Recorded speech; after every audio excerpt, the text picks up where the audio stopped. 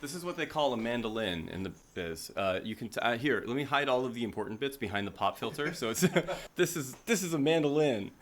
As you can see, it's out of focus.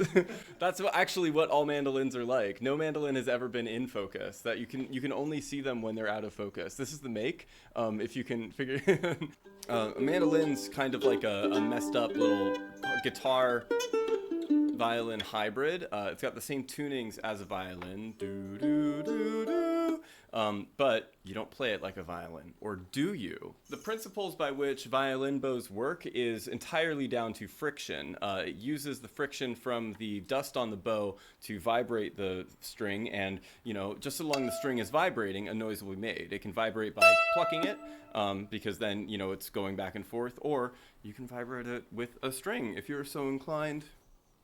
Although it is an absolute devil to get up on your shoulder if you want to play it like that. So I can play it,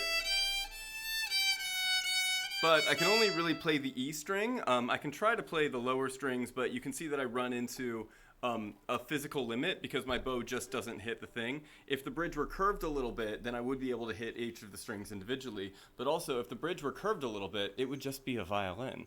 So the instrument has its other functions. You can use it to play chords, just like you can use a violin to play chords.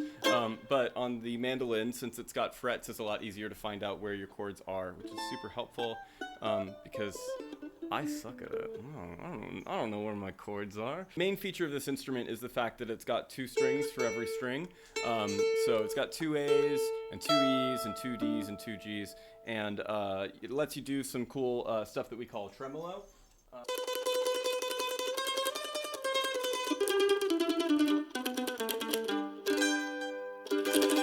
Has its purposes. You'll hear it a lot in Italian music. It's also quite similar to an instrument in Greek traditional music called bouzouki, and obviously lutes, which is the family that this has descended from.